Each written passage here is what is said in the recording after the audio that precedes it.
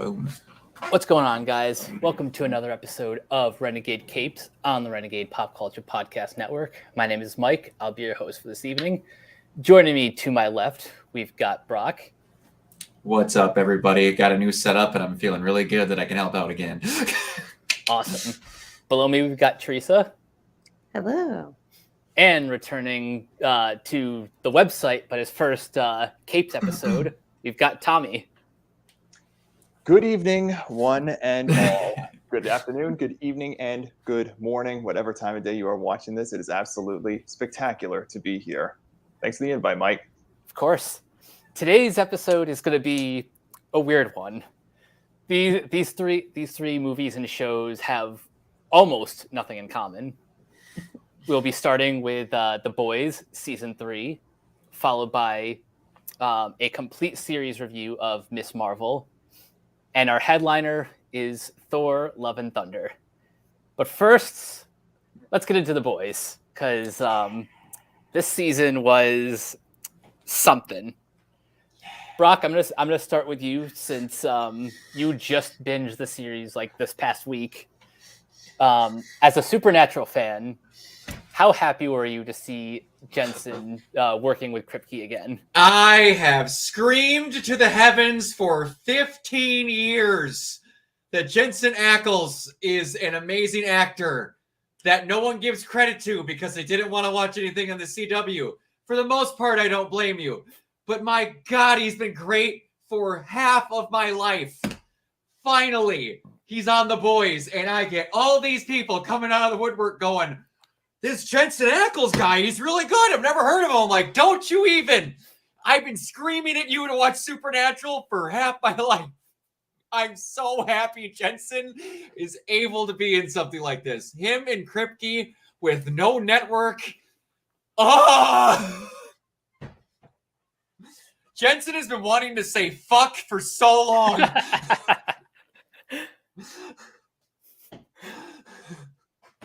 Yeah. Oh.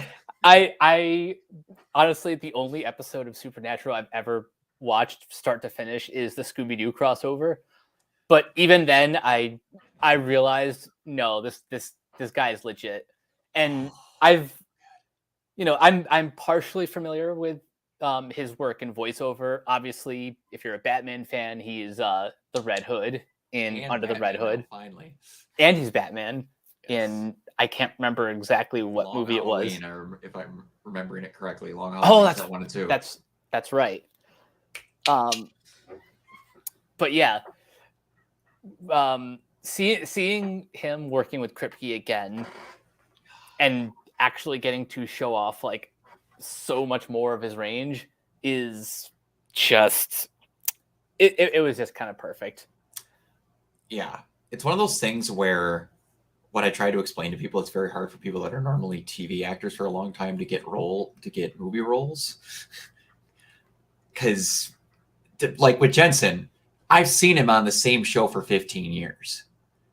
Even if you play a very specific character, it is hard for you to not show basically everything over time when you play the same character for 15 years. You're put in enough situations as that character to where you get to see everything from him.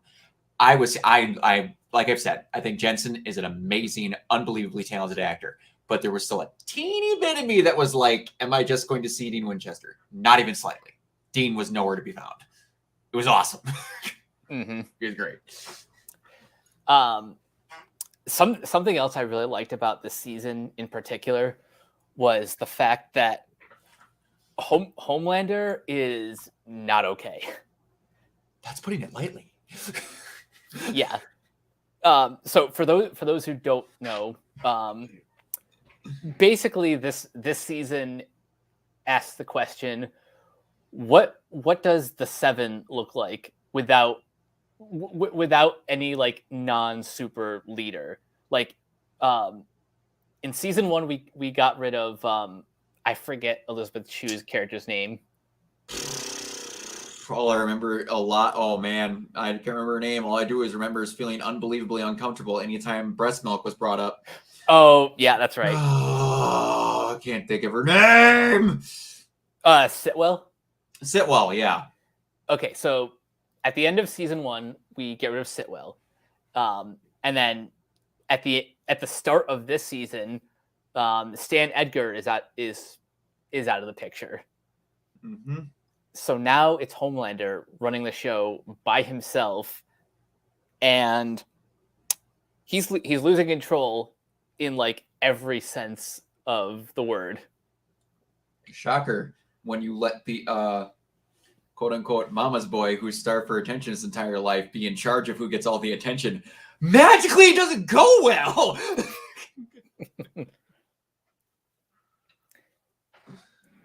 And then the other interesting thing about the season is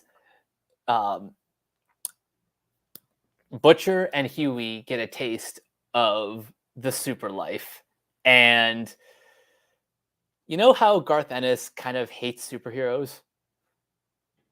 You can, I mean, this is a better version of, and I'm not saying like with any authority because I haven't really read the comics, but just based on what I've heard, this is like the better version of what he was trying to do in the early 2000s.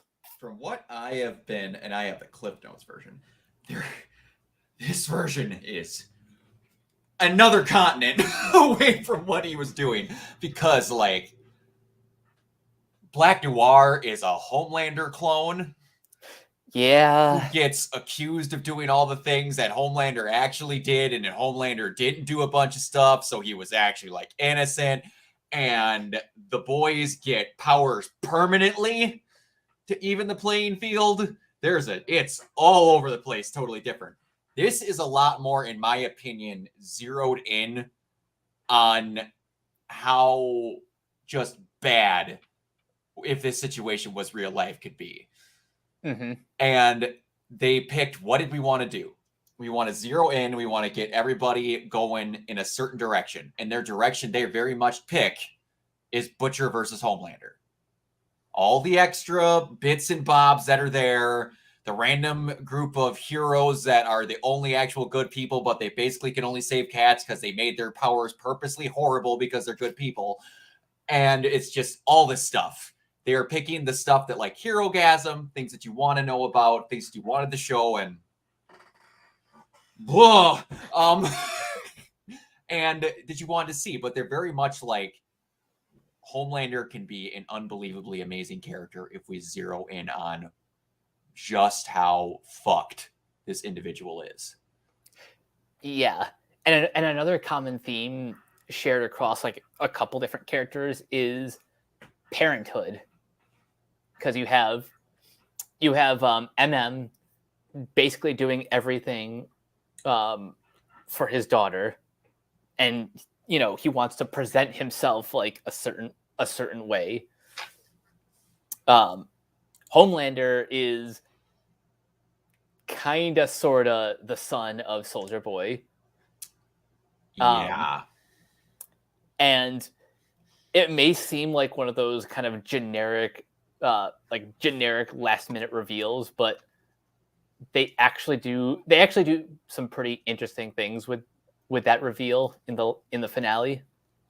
How they handled it made me be okay with it, because if it would have been to just ha ha ha, Butcher, I now have the other most powerful person on the planet behind me, and Jensen just goes, no, you are just like me, a fucking disappointment, and then they try and kill each other anyway. I love that. That was so good. We'll get to Ryan in a second, but speaking of parents, Huey, one of his best moments also in the finale is the pizza rolls speech he gives to Starlight, which I thought was a really touching moment. Oh, it was, absolutely. And it gets one of those things where it's like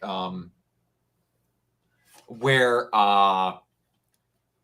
you don't have to look like Arnold Schwarzenegger to be strong, and I very much appreciate that. Some of the strongest people in my life are just there to help you stay together. That's all you need to do. In fact, most people that are the strongest individuals aren't jacked super beasts. be honest, because they know their worth, and a lot of sometimes people like that don't know their worth and try and make themselves look bigger. Mm-hmm. Yeah, they just didn't care. The one theme this season was, yeah, the rule book's out, plot armor's off, we don't care. And that's what makes the show so fascinating to watch every week. And unlike a lot of streaming shows, you can tell Kripke is like built. He was forged in the fires of network television. There was an interview that came out recently where he's kind of slamming not slamming, but he's commenting on how other filmmakers don't really understand how TV pacing works. And he's like, some of these filmmakers are like, I'm making a 10-hour movie. And he's like, no, you're making a goddamn TV show. Act like it. It is different. That's like James Gunn said also recently that now that he's made a TV show, he wants to keep making TV shows. It's a high-profile movie director that had more fun making a TV show. It must be a different process. Yeah. And anything else stand out to you in this season? I do like that. What I want to say. Like I said, the gloves were off. Nothing was really off the table. Some of the stuff, man, I don't think there is a more adorable human being on this planet than Karen Fukuhara. Yes. I would give my life for that woman if she asked me to. She is a murderous, supercharged psychopath at moments in this, and then has a musical number and kisses Frenchie, and then she's just smiling and can we watch Singing in the Rain? I'm like, she's only 30. She has less than 15 credits on IMDb. She is so talented. She is. And I'm just really happy that in this show she gets to show off a little bit of everything that she can do. Mm-hmm. Because outside of the first Suicide Squad movie and The Boys, obviously, most of the stuff that I've seen her in is voiceover roles in animated shows like She-Ra and The Prince of Power and Kipo in The Age of Wonder Beast. She plays the title character. Mm-hmm. And she does get to sing a little bit in that too. Mm-hmm. And she has a really good voice. Yes. So I'm just really happy that even though that episode wasn't a full blown musical, she still gets to show off her pipes a little.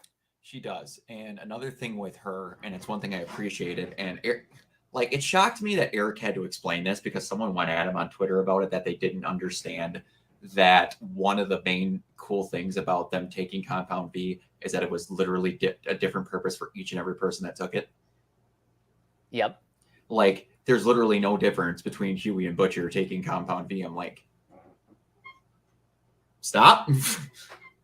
Did you watch this show even at all? And then they were they couldn't understand how it was any different for Kimiko wanting to take it. I'm like, bro, were your eyeballs open while you were watching this?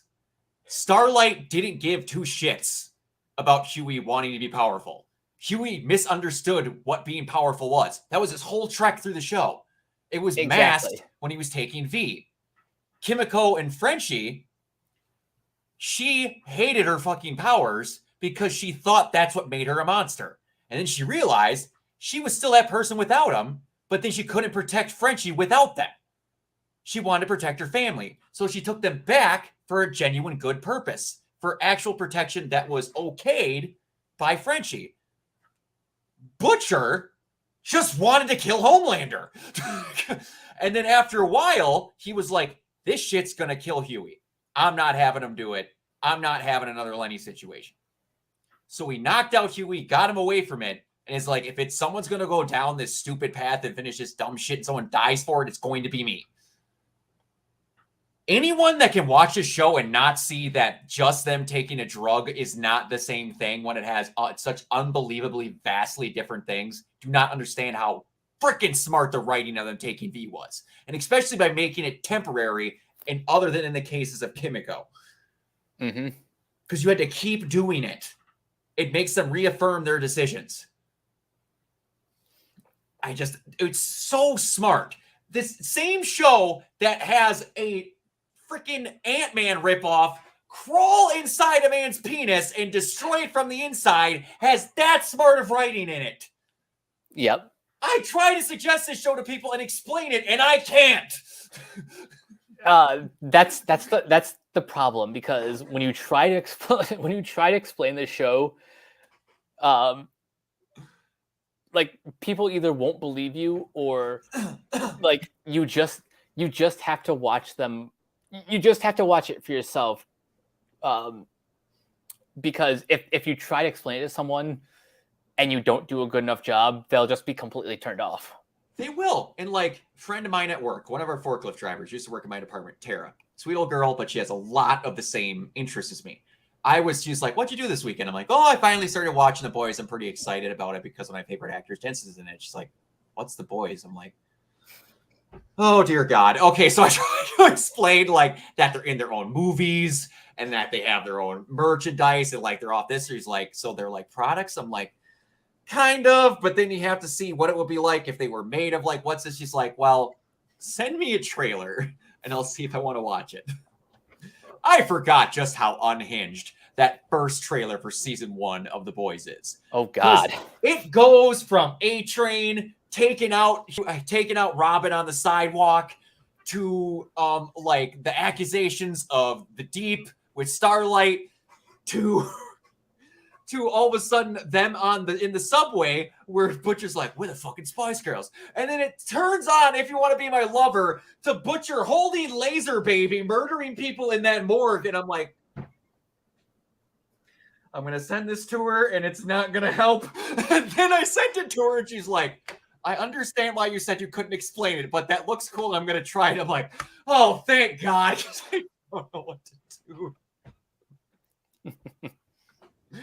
It's just so weird. Oh. Yeah, this show it's a lot for better and or for worse. Yeah. Now, I want to ask you, how do you feel about how it ended? I'm scared. I'm scared for the future of like our main characters, and I'm especially scared about Ryan. Me too. Because there's a whole lot of not good parenting going on in that kid's life. And yeah, I have a feeling it's going to be 4 times as hard of no holds barred in this next season. But I have one legit, genuine fear. One legit, genuine fear. And it's a similar fear that I have currently with Ruby.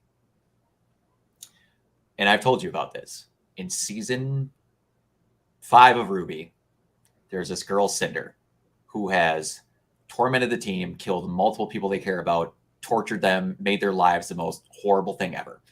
And every time that she fights up against them, they get turned into pathetic losers, and they just don't even stand a chance. She embarrasses them every time. And every time they get close to finishing her, it is always because of stupid luck or because Cinder made a mistake. She has outserved her purpose by 4 seasons now.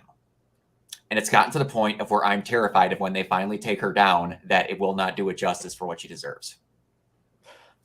I have that fear with Homelander. It is a valid fear. Let me look up really quick how many issues the comic had in comparison to how many seasons this show could have. Because, like, give or take, I thought they were going to kill Soldier Boy. They didn't! And you see him explode outside a hot tower, but, you know, he's still there. But So there are 72 issues of the comic. To my knowledge, they've cruised through most of them already. I don't know, but to my knowledge, from what I've understood, it's almost all the Seven's dead. And most of them killed by Homelander. Yeah. Either their powers have been taken, or they are waiting to die as of right now, as with A-Train and fucking the Deep. It's literally basically just Homelander. I want this show I love this show, but I want it to end next season. Yeah, I honestly, the way the story is going, and not counting the, I think, 2 spin-offs in development. The spin-off with douchebag Professor X in the mutants school. Yeah, the Varsity, I believe. Oh boy, I looked up the head of that school. It's, guess what? What if Professor X was a douchebag? But it's like Homelander has to get it. Yeah. And the contingency plan they had in the comics was a clone of Homelander in Black Noir. They don't have that. They don't have Black Noir at all anymore. So it sounds like the show has kind of taken the Game of Thrones approach, where, after a certain point of just straight adapting the source material, they're like, nah, we're gonna go our own way. I think they had, after a while, they were like, we know where we're going, and we're gonna take the beats that people like on the way there. Kripke is very good at knowing his final destination, like with Supernatural, up to season 5. I'm not saying the rest of the show's bad, but up into season 5, he had that meticulously planned out to a freaking T, and it was fantastic. Season 6 and 7, they got this showrunner, Sarah Gamble, and the show went, and then all of a sudden they got Jeremy Carver, and that thing went, boom, right back up in the air because they had a game plan again. Eric is very good at plotting things out, and he's very good about not letting you know at all what he's planning. I trust him. Everything he's made, I've liked, but it's getting to the point of where I need them to decapitate Homelander and then play hacky sack with his head in a town square. But I don't get to see that. I don't know who outside of what I want to say, Butcher injected himself with every ounce of compound V on the planet, and then Soldier Boy and him, Eiffel Tower and him, I don't see him dying. I don't. It's scaring me at what they have to come up with next season, which is a good thing and a bad thing. Put him in the sun. That might have to be the last. There you go, last Doomsday resort. Speaking of Black Noir, I forgot to mention his his cartoon imaginary friends was something I didn't even know I wanted. And it comes out of nowhere. He just in the elevator, boom, jabs a dagger to his arm, takes out his tracker chip, just places in that girl's lap, and then goes to Toontown for about 20 minutes.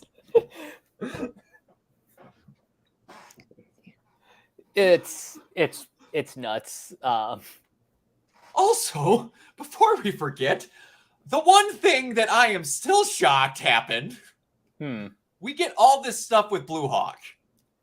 Yeah. They get him over patrolling Trenton in the black neighborhood there, and you get a great, unbelievably awesome moment where he just goes nuts at that meeting hall and paralyzes A-Train's brother.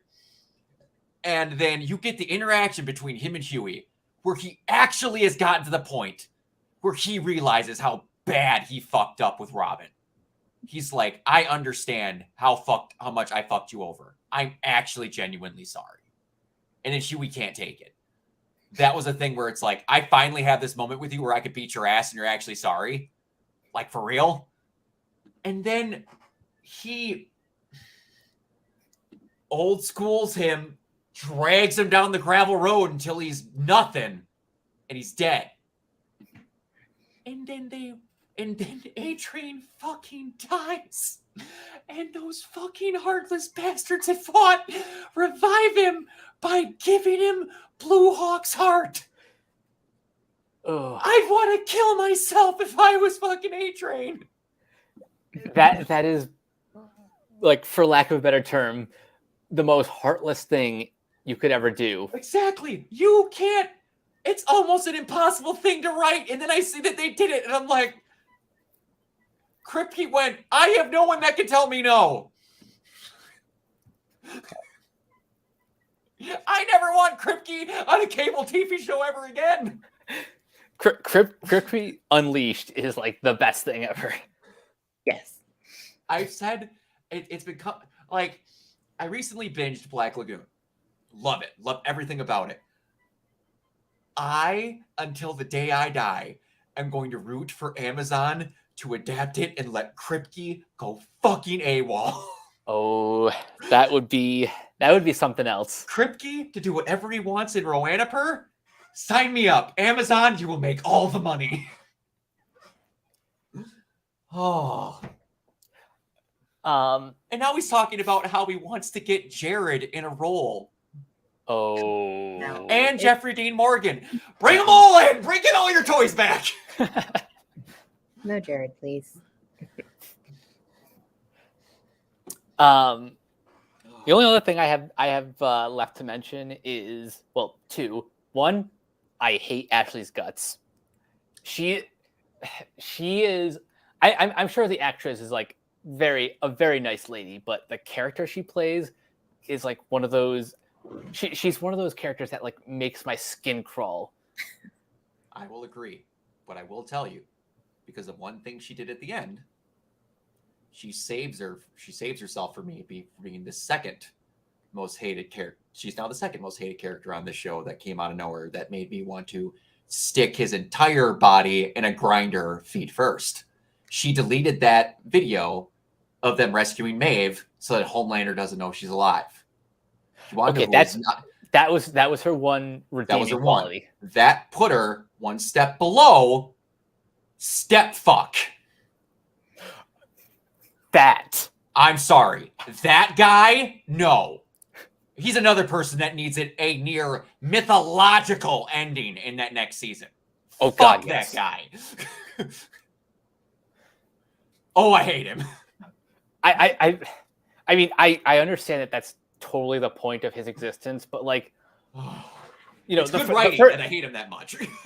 no, like I said, the disclaimer is I'm sure the actor is a very nice gentleman, but fuck that character so. Oh, absolutely. Oh. Like in his first appearance, I thought he was just like a naive idiot. Like when he gets the snot beat out of him by MM, that's like no, he definitely deserved that. I understand it's like the point of that scene is like, you know, that traumatized his daughter for life, but he also deserved it. Yeah. Put her in possible danger of a superhero freak out. And then at the rally where he just becomes like a cartoon redneck. Oh, that woman said my red, white, and blue's not evil. Fuck that guy. Laser head off. He's completely right. I'm like, he just lasered a man's head off. Keep in mind, this borderline Aryan like statue holder that was previously fucking a Nazi. Yep. Let's not forget was that. Proud of it. Said, all you are below me in your weak, stupid, and shrivel. Oh, there's a person that wants to express their opinion? Fuck that guy. Boom. By the way, here's my son. I just committed cold-blooded murder in front of him. Aren't I great? Thanks. And this asshole's the first one to cheer. Oh. And the stupid part is, I didn't even consider that unrealistic. And you know what? That's probably why the alt-right like hates the show now. I could see all of this happening. We had people storming the Capitol because they couldn't get haircuts. I could 1,000% see this happening. It's really sad. But it's written so simply, and so easy. Mhm. All you have to do is look out the front door. You can be like, I can adapt that a little.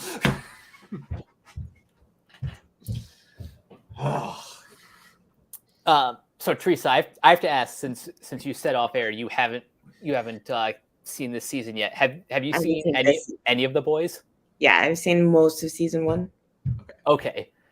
Man, I'm looking forward to when you're able to catch up, because Well, you guys are making me very excited to catch up. I'm like, oh, there's so many things I've there is a new 14 things that this season, especially, every 2 minutes I'm like, okay, what are we doing now? And then they're like, oh, we're doing this too. And I'm like, that's going to get lost. Nope. They travel through on everything. It's unbelievable.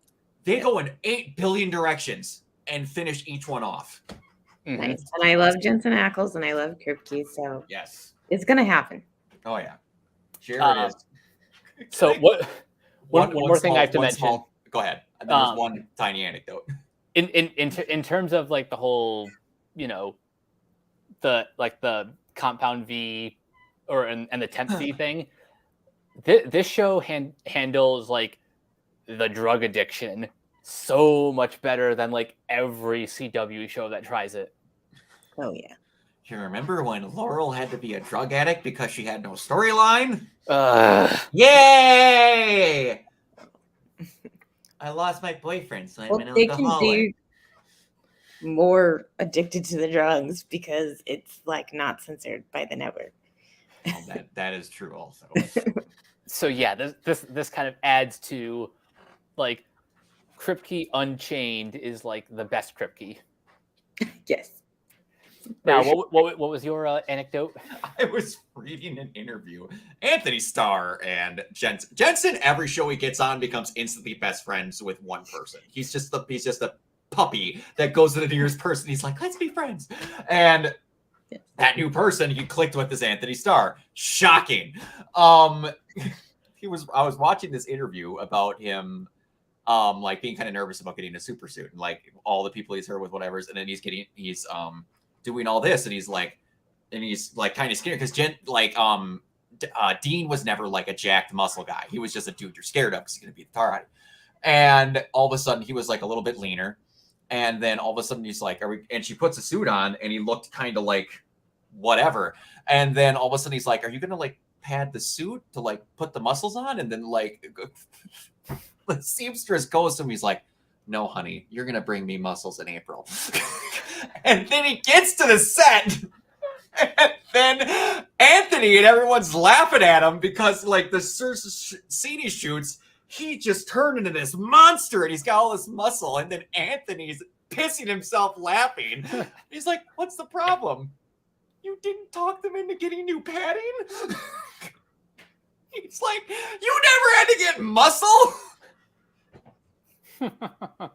So he's just like, yeah, I worked my ass off for 6 months for absolutely nothing, and then they laughed at me.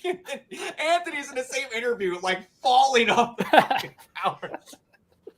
I love it. I did see that interview.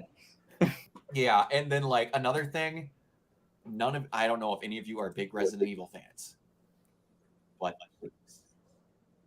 please, I will pray to God every day until it happens.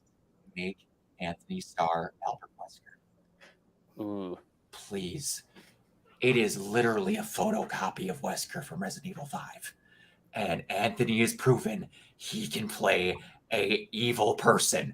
And Albert's an evil person on the opposite end of the spectrum, where he's not trying to hold it together ever, and he's a maniacal, just like schemer. It's kind of like Homelander, but if you mix the stuff around and a lot more cartoony. Oh, it's a match made in heaven. Ooh, yeah, that. Just get a competent writer. That's all you need to do, Sony. Good luck. Just try it once. It'd be great. So final thoughts on the boys before we move on to Miss Marvel. 10 out of 10. This season was so good. Yeah.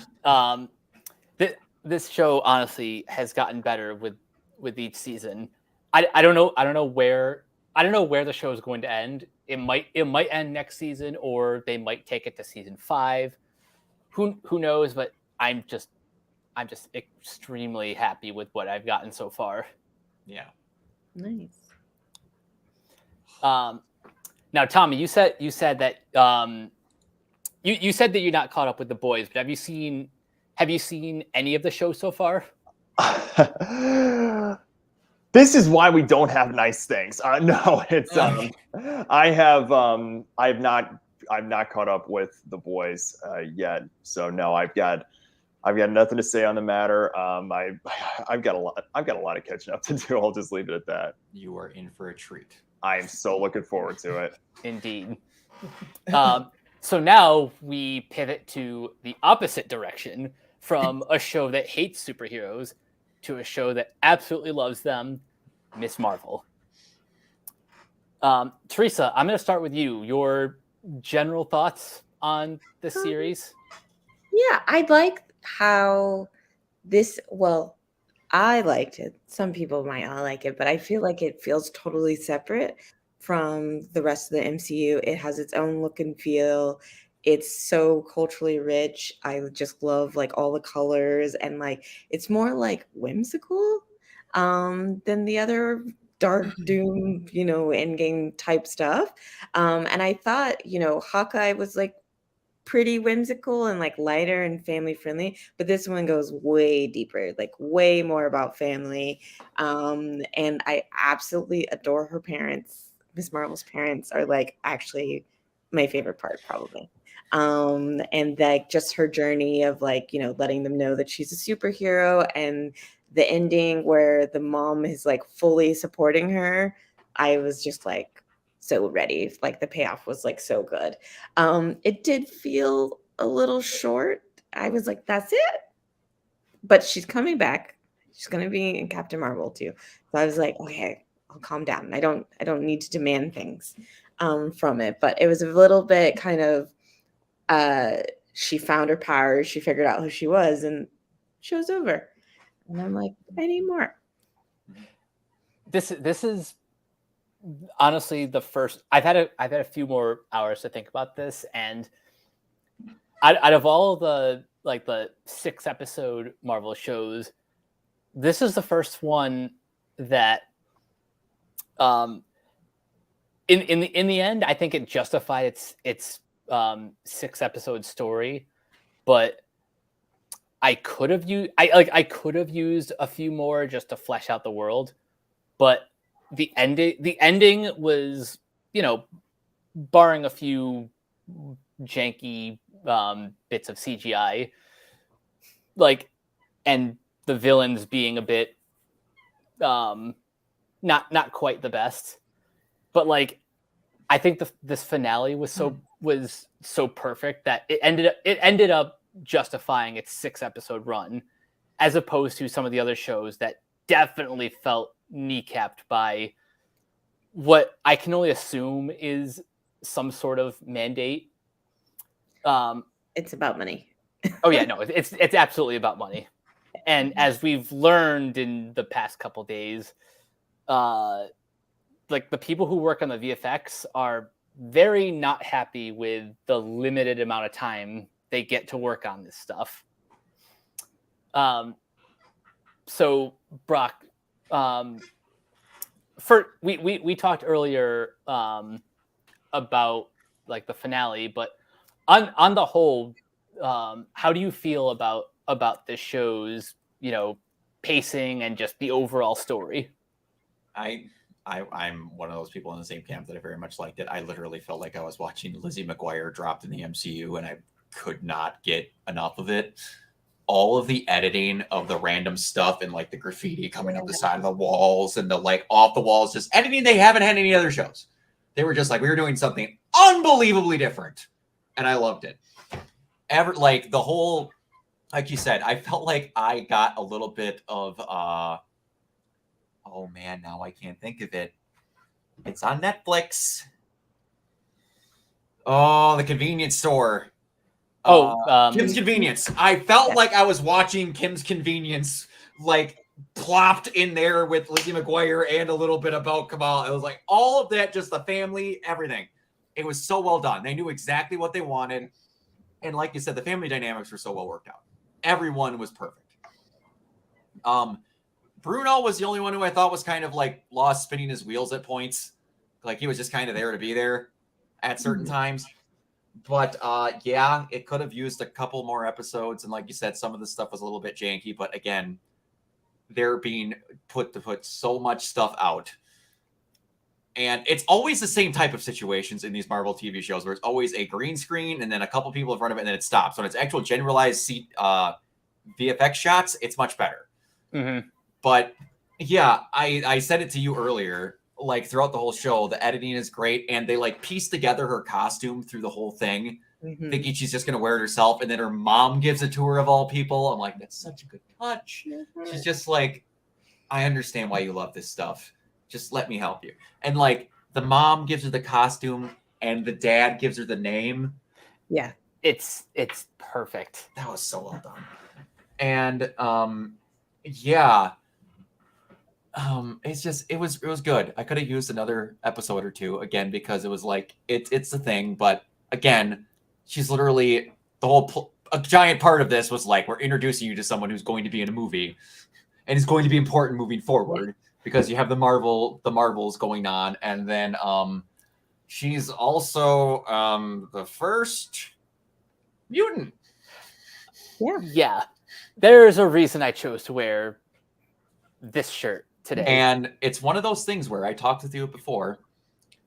You could have gave me a billion guesses of what the last second reveal of some random who's it was that they were going to put in the show. Never would have got that. But I can tell you. Right now, there is some internal rule at Marvel where we put Black Bolt in Doctor Strange. We fixed him. We are never mentioning Inhumans again as long as we live. As long we as got X-Men back. We don't need them. As long as they don't have to mention Inhumans, there is no way. It went so big and so wrong.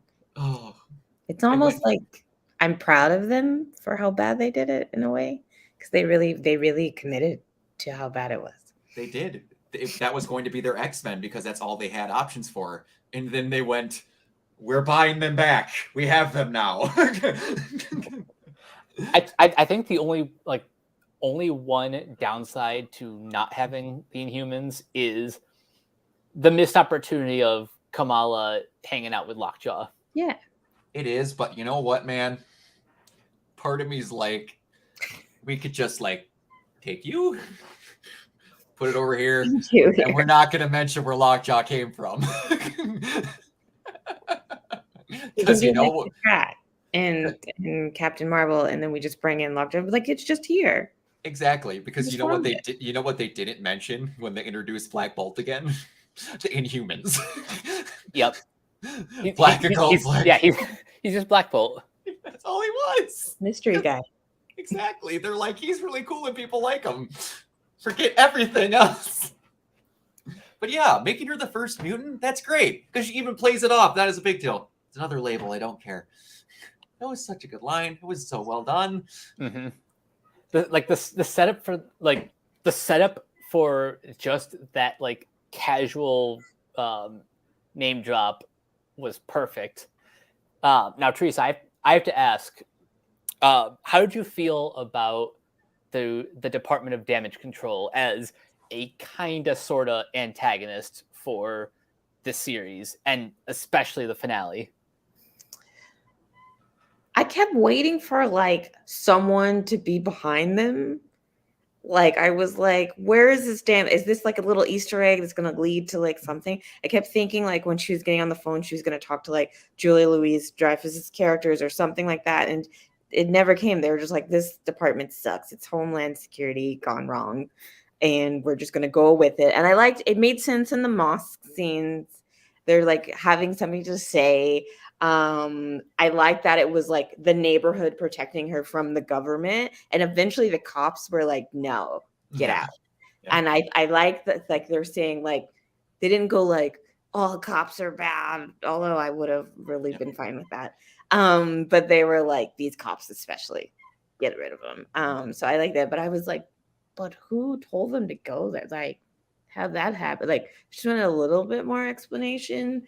Because I'm like, is she just gonna go back to her house and they're gonna pretend like they can't figure out where she is? Or they're just gonna accept it and be like, leave that mutant girl alone. So maybe it'll be all revealed in the next iterations. But I was like, who are they and why? Like a couple of times. So in the MCU, damage control was established in Spider-Man: Homecoming as like kind of like a joint venture between Stark Industries and the U.S. government.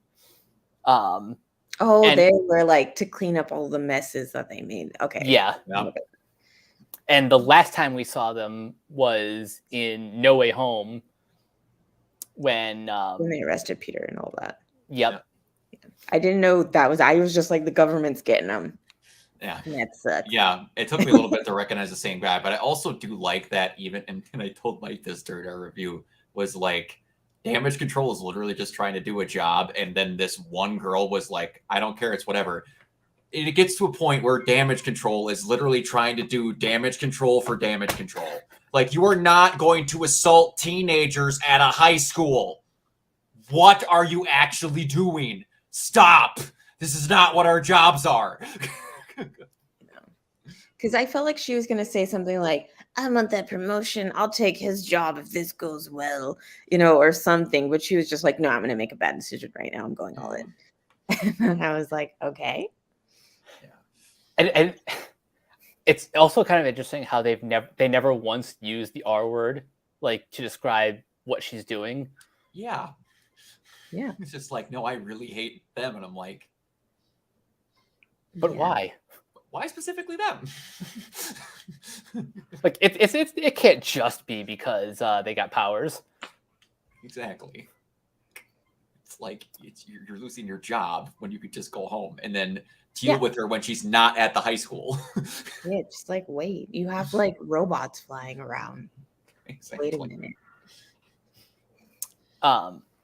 But as I kind of alluded to in a tweet I put out last night, after like this series, I'm no longer nervous about how the MCU will handle the X-Men, because they've already kind of established that like not all superheroes are celebrities, or just because you have powers doesn't mean you're like Tony Stark in terms of like popularity. Like now you have people like Wanda who are kind of notorious for bewitching an entire town. Yes. And then you have the whole deal with Kamala and Kamran. So they're really sowing the seeds for what the X-Men could be in this universe, and that's something really exciting. Yeah. Also, again, just Kamala's parents are the best. Even I honestly just love all of Kamala's family. Yeah, her brother was cool too. Yes. And her friend group was great. Yes. Nagia, Bruno, and Zoe. And Zoe. She just cruises in at the end. By the way, she saved my life too, so I want to help. Where were you? Let's just doing some TikToks in the theater. It's got really good lighting. So what are we doing? Yeah, I was like, that was so Saturday morning cartoon, and then they did it the rest of the time, and I loved it. I was like, this is how it would happen if they just did. I was like, they didn't go, we're big adults now. I'm like, no, I want this to stay like a Disney show, like a Disney show that happened to have superheroes in it, and it kept being that. That's what made me so happy. Same. No, we're gonna do a science experiment, do the racket balls, and we're gonna do smoke bombs and shit on the PAs. I'm like, thank you. Yeah, everything about that finale was just so much fun to watch. Yeah.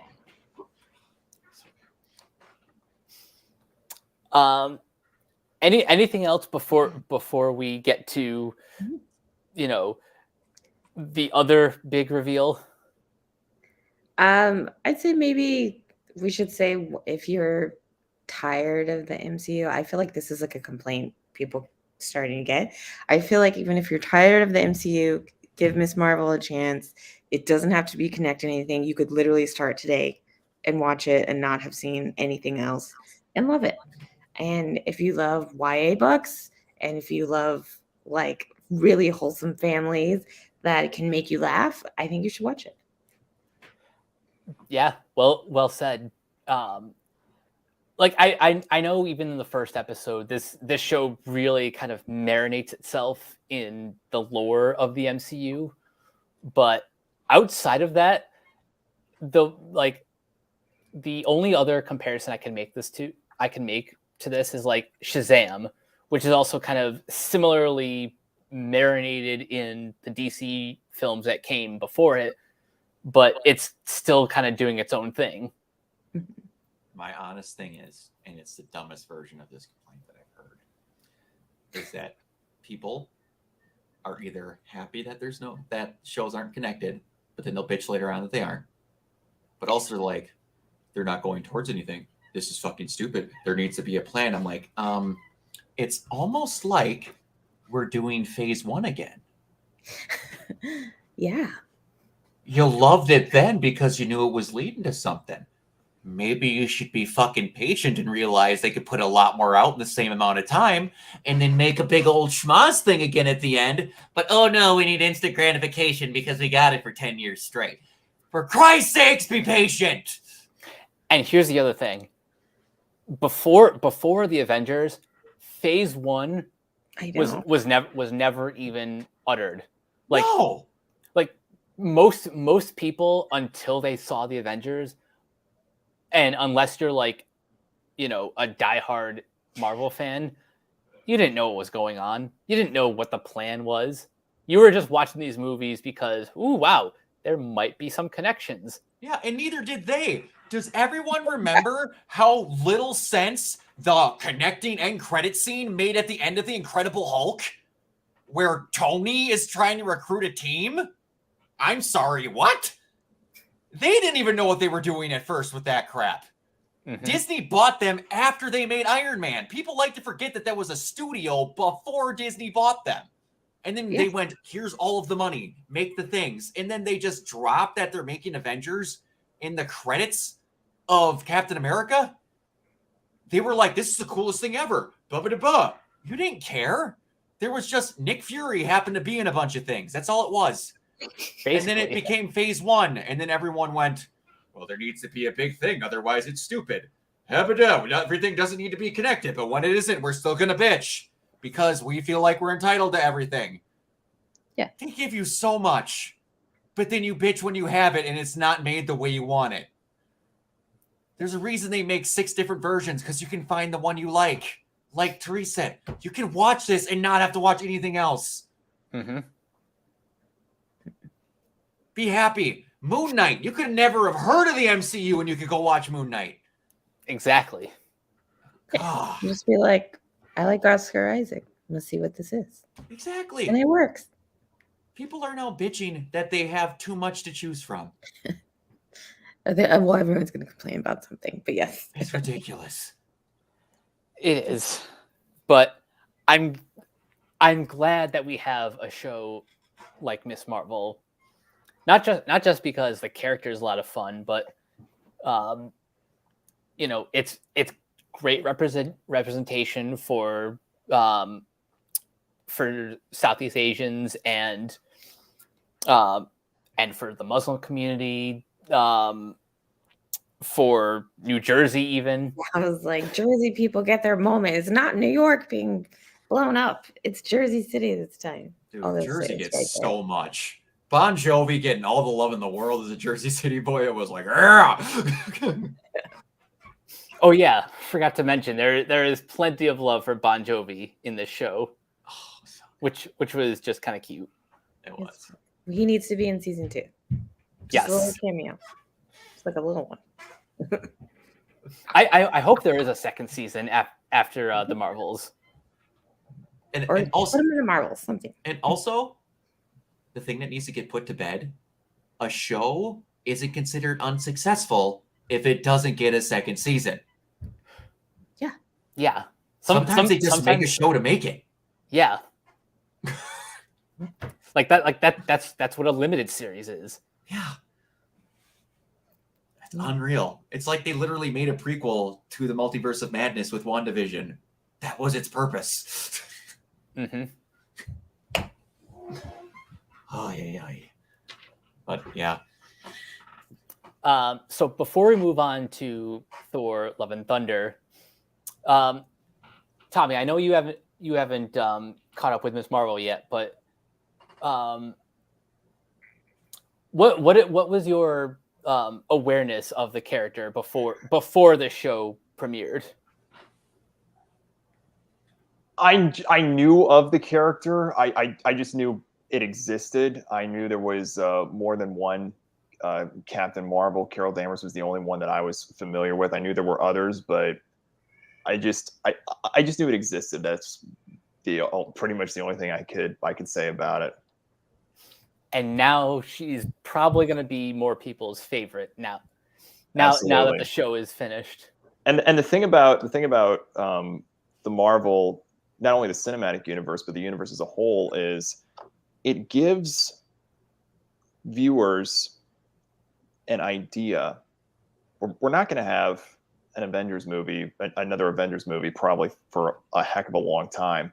But it makes one wonder. It's always fun to ask themselves, what would be who would be the new six, and who would it consist of? And if the trends continue, Captain Marvel, whether it's Carol Danvers or Ms. Marvel, they'll take the mantle that Captain America left behind in that figure role in the Avengers to what he was. I could see that. Yeah, absolutely.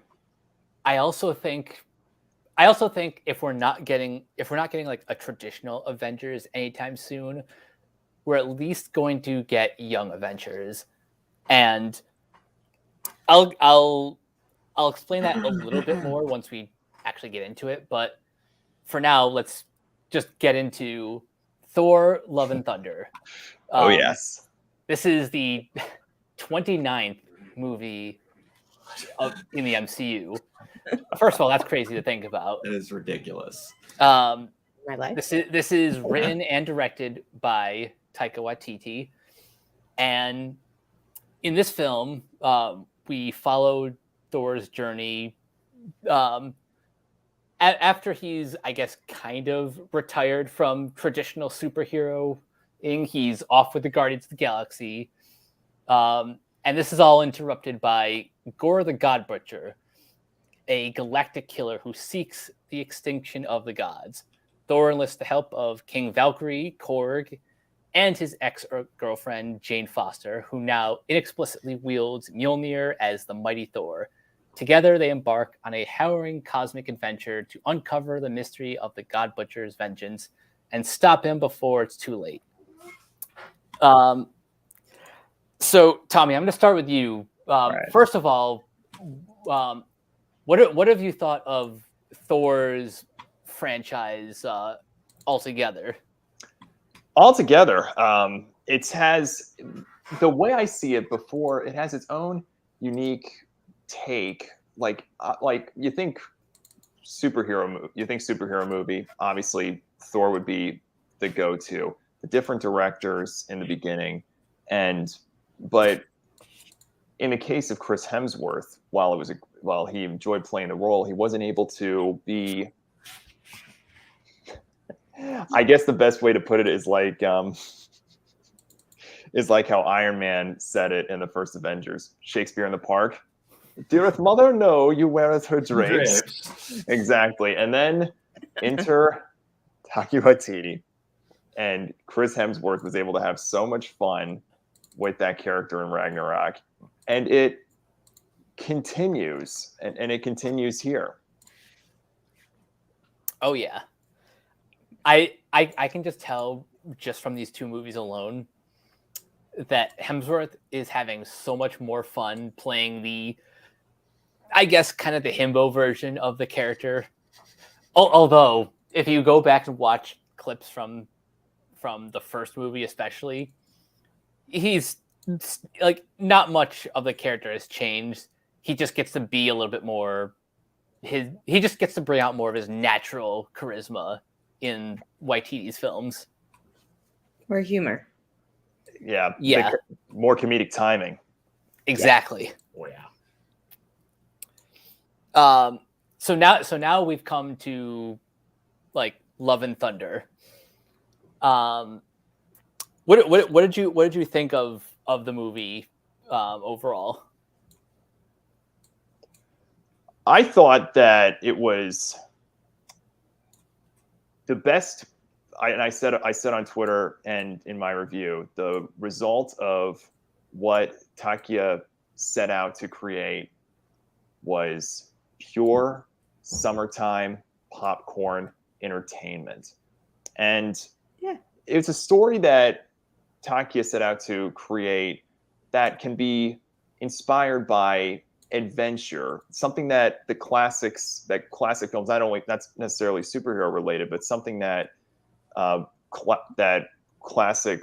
classics such as Indiana Jones Or like Robin Hood? like Robin Hood, exactly, that can be proud of. And while Love and Thunder may not be in the same caliber as Ragnarok or anywhere near the level of cinematic achievement set by the Avengers quadrilogy, it's still a fun experience that's displayed in its own unique B-picture type of way.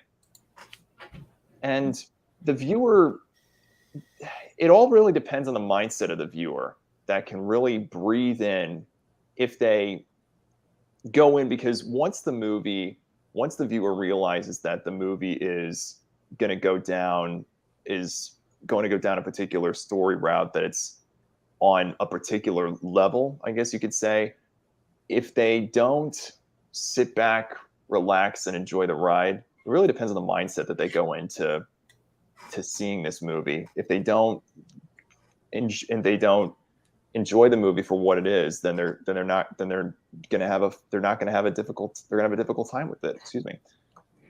I think that's a pretty fair assessment. I've heard very, very mixed reviews across the board. Some that adore it, some that hate it, and some that are just kind of in the middle. Teresa, what did you think overall? Yeah. I didn't love it as much as Ragnarok, but I did love it. I was like, Thor, Guns N' Roses, like, let's do it. Like, I love all that songs. That's right. Someone was like, it's too much Guns N' Roses. And I was like, once there's two, what's another two? Like, it's fine. I'm here for it. I love the goats. Even thinking about the goats right now, I'm like, this is hilarious. Because it's bonkers. And we're like, this is it. I loved like all the like funny parts. I was laughing before like the joke was probably like even done. I was like, oh, I know like the play with like Matt Damon. I was like, here we go. So I thought all that was great. I thought the love story was a little weak. I get it from Thor's side. Jane's side, I'm like, well, what the hell has she been doing? Like, I need more. I needed a little bit more in her the little flashback, but I love the hilarious showing of their relationship and their breakup, like that whole thing. And the narration, I thought it was great. And like, I get it. I thought it was very self-contained movie. I thought Chris Hemsworth was having the best time. And I love that it ended with them basically causing a bunch of fucking trouble. So I thought that part was great. So if you give me more Thor, I'm probably up for it. I wasn't like completely wowed though. That's probably what Tommy's talking about. It's like a B level, like adventure, like the first Clash of the Titans or something. Like we're really going in for the camp. And I thought it was great, and it was beautiful looking. I loved there were a lot of beautiful moments, especially when they were in the Shadow Realm. Yeah. Yes. It was awesome. And I love the children, and they were just So adorable. So I thought it was great. I'd see it again.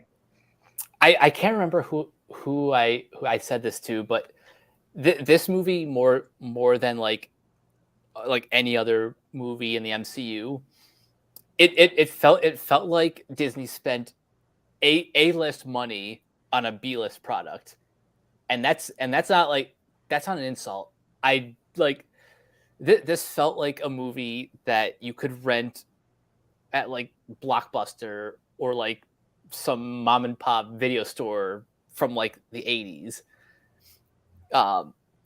with just like, you know, modern dialogue and like a modern sense of humor, but just the way it was put together felt like a very old school kind of blockbuster. Yeah, my Brock, mom actually Absolutely. thought it was a fake movie. She thought it was a parody, and it wasn't actually a movie coming out. And I was like, "No, Mama, that's like a real movie. Like it's like a whole thing." She goes, "They're just being silly. That's not a real thing that's coming out." And she's seen most of the movies. Usually we go to the movies and she falls asleep, so she doesn't really understand what happened at the end of the adventures and all that. And then she'll go back in Disney Plus. She'll be like, "Oh, yeah, I don't remember what happened in Doctor Strange. I'm gonna finish it." So from an elder lady point of view, she was like, "That's a joke. That's not real." And then I was like, "No, it's real." She goes, "Well, I do like Chris Hemsworth. I'll probably watch it one day, but I'm not going to the movies." And I was like, "Okay, well, we'll watch it when I get to your house." But she literally thought I was making it, because I was like, "I'm going to see Thor." And she's like, "Thor? What Thor?" I thought this was just like a fake ad for like something Disney was doing, and I'm like, no. Oh, that's funny. I love it. So Brock, would you agree that this is like the A-list version of a B-list of a B-tier movie? This is coming from the guy who, for fun, watches movies like Birdemic and Zombie Croc. No, I do very much feel like Taika was trying to make his version of a Saturday morning cartoon with Marvel characters. Yeah, That is my take on it. You can kind of feel that in the tone. Like it comes across like this is probably the best live action He-Man that we're ever gonna get. That's a lot of what I got from it. It was like Taika knew what he's making, and he got all the money in the world to make it. For me, like, because there was still a plot, there was still all that. For me, it takes a lot for me to be this B-level because of the amount of just pure garbage I have voluntarily watched in my life. But I liked almost everything about it, if I'm being perfectly honest. There was one or two times where I was like, that didn't need to have a joke there. And there was only once that I can remember. It was the speaker. That was the one time where I'm like, you have the serious moment with Jane, and she has the cancer flashback with her mom. She smashes the sink. You have the funny moment where she's like, I don't know if the sink would agree with that. She's like, you packed up, ready to go. We got all this. And she does that. It's a speaker. And then she goes back to God, please don't tell Thor about that. He's like, I got you. And then they leave. I'm like, in my opinion, you could have saved that joke for a different moment or just not done it. But that was the only time I felt that in the whole movie. I personally myself thought the love thing worked from both ends, because I'm one of those few people that remembers some of the stuff that happened in Dark World. Yeah. It showed that Jane is very much not good at dating. And like the one good relationship she had was Thor, because she's literally committed her entire life to science. And the only other guy she tried to date was blander than me on toast with rye bread. She's not good at dating. So for me on that level, it worked. And like I couldn't get over like just the pure directing change to an exact rom-com that went in with those flashback scenes. It was ridiculous. That shouldn't have fit as well as it did, but it did. And set to the tune of Last Summer by ABBA. Just kind of made that montage just perfect. Oh, absolutely. And then it's like, I'm like, you have to give me a damn good reason why Mjolnir was calling to her. And then in a basically drunken stupor, he's like, protect that girl with all I have. I love you too, buddy. And then it literally inscribes itself into the hammer that if she's in danger to protect her, I'm like, you nailed it in a 2-second scene. Like, awesome. Like Therese said, they actually made Matt Damon's character an actual character in this movie. Matt Damon went from the king of the cameo to his cameo being turned into a character. Yeah. Like, how? And then Matt Damon is theater director in the MCU. Matt Damon is Ragnar is New Asgard's theater director. It's unreal to me. But in like outside of Tessa Thompson, who she's a beautiful woman on a normal day. I don't know what it was about her in this movie. My God, she was gorgeous in every scene that she was in. Tessa Thompson is effortlessly a just great girl. She doesn't even try, and she's flawless. She's ridiculous. Getting to see the whole actual cancer thing with Jane, I didn't know they were going to go that far with it. I didn't know they were going to be that serious because, again, it's a Taika movie. But they did, and I was happy they did because, I'm going to be honest with you, I am a guy that suffers with not the cancer route, but I'm going back to like the seriousness and the funny with the seriousness. I'm a person that suffers from dysthymia, or as now they call it, persistent depressive disorder. Guess what's a really good way that people deflect depression? Jokes, consistent humor. Yep. Who is probably the most depressed Marvel character of the original 6 that is still bumping around? It's Thor, ladies and gentlemen. Yep. So there's a good reason why he turned into a jokester. It works.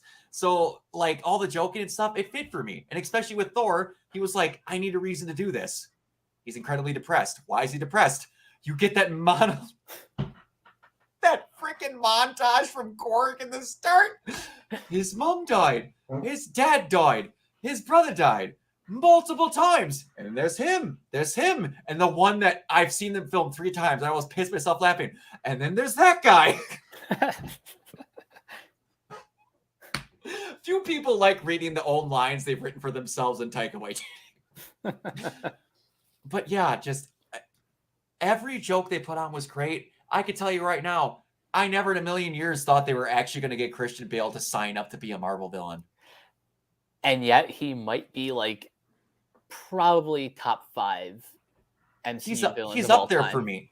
Outside of like American Psycho. What's his name? Patrick Bateman. Patrick Bateman. When's the last time you got to see Christian Bale ham it up that hard? It's been a minute. He almost never gets to. So it was so refreshing seeing him cackling and like chewing all this stuff, just chewing up sceneries like, see, we're going to chop his head off. What, you liked that a minute ago, didn't you? It was really refreshing. He was great. And I love that they've kind of taken the God of War approach to gods. Guess what? Sometimes they're just douchebags. Yeah. They really are. Because if you read the not Disney versions of a lot of people, the most outlandish and ridiculous thing Disney's ever done is make Zeus a loving father. Yep. Yeah. Tommy, I have to ask. What did you think of Russell Crowe's outlandish performance as Zeus? I thought he was absolutely hilarious. I thought that it was great. I mean, you saw if you saw the promotional material, you knew that it was going to be, it was that you were in for something absolutely hilarious. And even though you sit there in that theater and you know what's coming with that comedic moment, and it still lands absolutely brilliantly. Yep. I mean, you just to go from that and the shock, like, wait, what? And that it during the when the actual fight happens and in that I'm drawing a blank. What was the Omnipotent City? Yeah, Yes. Thank you. Yeah. Yeah, when that happens and then the end credits happen.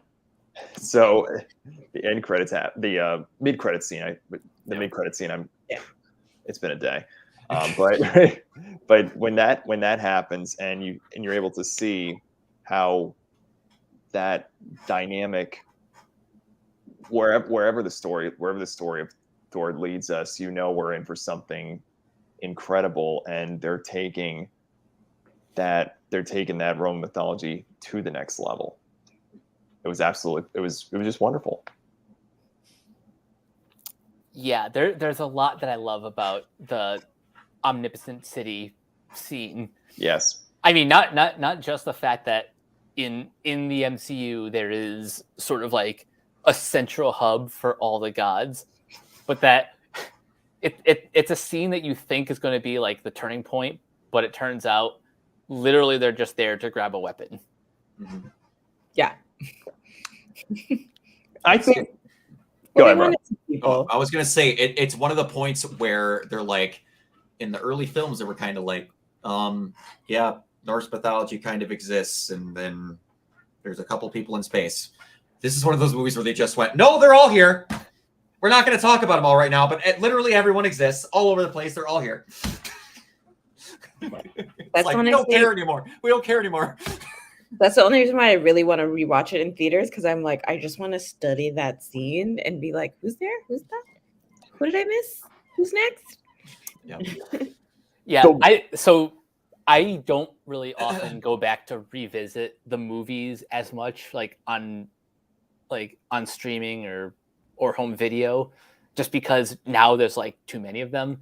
But this one specifically, I'm looking forward to getting the chance to watch it on Disney Plus and pause at like all the scenes, like where they have all the different gods, just so I can point out who's there, who's missing. Because in the Marvel universe, there are a lot of like cosmic beings. Like they have the Celestials, they have Korg's people. They have the Ennead, but most of them are dead. And the ones that are alive are useless. Yep. Can There's a lot that they stuffed into this, and I can't believe this movie is only 2 hours, because I could have spent another at least 20 minutes minimum hanging out with these characters. Absolutely. And that's one of the strengths for the stories, that you actually feel, when you watch this movie and you are able to accept where the story's going, you feel as if you're side by side with this God of Thunder and his ragtag motley crew of desperados heading into battle to fight along and to fight Gore and get the kids back. Something else I want to ask. Speaking of the motley crew of desperados, like obviously the Guardians of the Galaxy were never going to be,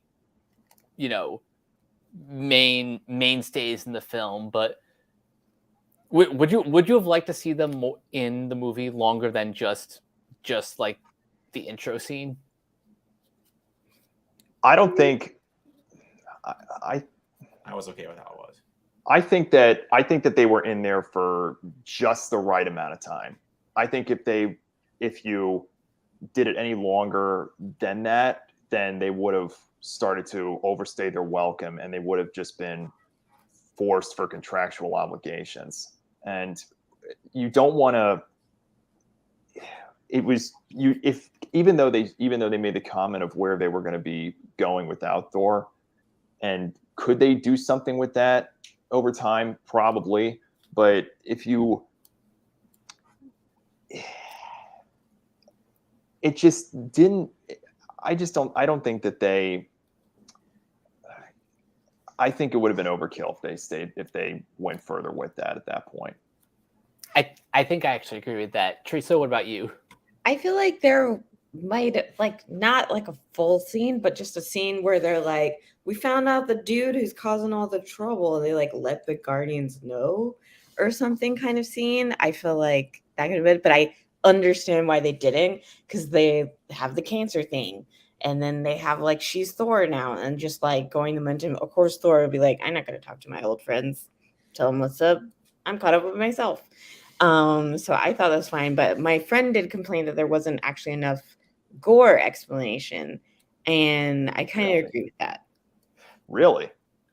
They just wanted more. They wanted more Christian Bale, and I was like, I kind of get it. It's a sword. He's possessed. Like, it's bad. Go get him. But I feel like they wanted more showing him killing goths, kind of thing. I mean, I'll concede that if this movie had been like maybe 10 or 15 minutes longer, and I guess maybe if this wasn't filmed during COVID, we might have seen a bit more of like gore actually going around and chopping off some heads. It might also be like a ratings thing. Like maybe this was like their way of getting like strictly a PG-13, so they didn't want to go too violent with the killing. I don't know. I They wouldn't. got their way out of it though, because they did the movie thing. The blood's gold, so it's not blood. Yeah. I don't know. I don't know if like, because I think if they went down that particular route of like gore going around, like if there was a montage of that type of thing or whatever the case may be, I think that would have been way too dark for a family audience, and that would have been Probably. if you take that and you add it into it, your selling point, it's an accident waiting to happen. So I wouldn't have done that. I think that it was perfect for the way it was, and that actually kind of surprises me, Teresa. They said that there wasn't enough I think they're Christian Bale gore story. Excuse me. It's my friend. She's straight up. I feel like she needs more like logic, just like a little bit more logic. And I'm like, I don't. This is Taika's show. I don't need more logic. Like I get it. So I feel like they're just seeing that, and then I just want more Jane. If you were gonna really try to sell me like this is the love of her life, like she's fucking awesome boss without the hammer. So I just wanted a little bit more of like her actual life story before cancer. So yeah. Something I was thinking about when I saw this movie for the third time is like how different this movie would have played out if it was just through Jane's point of view. Like, and I was actually kind of comparing this to the movie 50-50, which is like a comedy drama about cancer. And I think that might have satisfied people who maybe thought, like you said, there wasn't really enough of Jane's like personal arc. And I was also thinking maybe you even get the director of 50-50 to kind of balance out the humor with the drama a little bit more. Brock, what did you think of Jane's arc as a whole? Do you think we got enough for this story? In my opinion, yeah. Like we've known for 4 movies now that Jane is the best at science for all that science can do, and that she's won multiple awards and done everything in books. Now we just know she's been struggling. In my personal opinion, I don't need to oh, she also had cancer then too. Okay. Like she's had cancer for 4 months. We pretty much are at the start of when she got it. And we got enough info from Darcy to just basically stop hiding from people. I know you're getting chemo. You don't need to be at your fucking lab. Like, I got enough from Darcy in 2 minutes, in my opinion. But I can see why some people are more interested in other characters than others. But like, to me, for almost every arc to get us to the point where we just needed to hit the button and put go, Taika had enough in there. again, it was a 2-hour film that it did a shitload with. In my personal opinion, I didn't need to see another scene with Jane going, "My life sucks," and no one understands why my life sucks. Yeah, For but do me, you believe her love, like that she's been pining for Thor this whole time? You know what I mean? Like we see Thor pining for her, so like I get it. well, I get that, but in my personal opinion, like what I mentioned earlier, Yeah. she's shown that she is god awful at dating. Okay, that's true. That's fair. Because like in the last one, like I said, like Darcy calls her out where it's like, "You went from a god to this douchebag, and I know you don't like it." And then she literally goes, "Yeah, I wasn't feeling this," and then leaves. And then she committed herself to science because she was bad at dating. And in my personal opinion, it is what it is, but it's like, again, in my opinion, they showed enough. It's whatever it is. Would I have liked the film better if they would have showed another scene where she confessed her love to him and whatever? It's like, it is what it is. For the situation of where Natalie Portman didn't want to be Jane after the first film, and then she only did the second one because her friend was going to direct it, and then Marvel went, "No!" And then she was very much not wanting to be there in the second one. You had to work with what you had to work with. Yeah, like We're not that. gonna talk about the second one. Exactly. That is, I think, in universe, the only reason why Thor and Jane broke up is because Natalie noped herself from Ragnarok. Yeah. Yeah. And she wanted to be something other than a A girlfriend. lady friend. Yeah. Yeah. And then we got to have closure for all this. The one person that Thor never got to have closure with, because of that stuff, and that was Jane. And Jane, he has a hard time looking for someone to love. So that was a really good thing in my opinion. Again, that's just my opinion. If other people don't like it or didn't like it, that's fully fine. That's the magic of movies. Exactly. That's right. Everyone can like things exactly how they want them. Something else I wanted to mention that was just kind of cool is how much of Chris Hemsworth's family shows up in this movie. Yes. Absolutely. Like obviously that's his brother Luke playing the theater version of Thor. Yes. But his wife is actually the wolf woman we see in the montage, and that's his daughter playing Gore's daughter. And his son is him running in the start for a hot minute. That's right. Yeah. So yeah, the family's all there. I want to see so badly how it went with Taika directing those two in that end scene. Oh, I want that deleted scene so bad. Same. Bonus features on the Blu-ray for Thor: Love and So Thunder. good. His daughter was so good. It's adorable. Stay back, demon. Fine, I'll put on the boots. Before we get too far away from it, we have to talk about the children. Yes. Specifically, Heimdall's son, Axel. That's one question I have to ask before we go. And this is one where I can admit with people where if they did have a problem, it's whatever. Are you guys okay that they literally never mentioned he had a son until now? Yes. I'm fine with it. Yeah, I was fine with it, but I've heard other people complain, and I'm like, if you That want I didn't care. it's okay. Yeah, hasn't Heimdall like vaguely mentioned a family in like previous films? I don't remember. He did. He Like the first one. First I one? feel Okay. in one of the earlier entries. I can see it. I just can't pinpoint which one it was. Like I don't think we. Ragnarok. It might have been Ragnarok. Yeah. But like I was just gonna say, I don't think we need to be spoon fed like No. every single piece of Dude. information about a character. No, It can come up when it's needed. yeah, and we're all entitled to some welcome surprises every now and then. Exactly. And that Exactly. was a welcome surprise. Also, I love how he's literally named Axel because of Guns N' Roses. Yes. That was fantastic. Of course. Full circle. That's one of the two things I want to know. Was Taika just listening to Guns N' Roses when he was writing the film, and then that happened? And also, outside of Tessa Thompson, who likes goats, which one of Thor or of Chris Hemsworth or Taika finally saw the screaming goat meme before this movie was written? Yeah, I was gonna say, There had like, to be someone.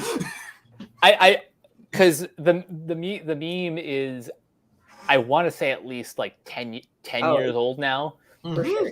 Yeah. So either like one of the two just like happened to introduce it to the other for the first time, or it's not so much they introduced it for the first time. It's just, Taika's bored. He's, halfway through his rough draft. He's like scrolling up through YouTube, finds the meme. It's like, oh, this would be perfect. The real question is, would the joke still have landed if they used an actual goat sound effect instead of the one they used? Huh. That is a good question.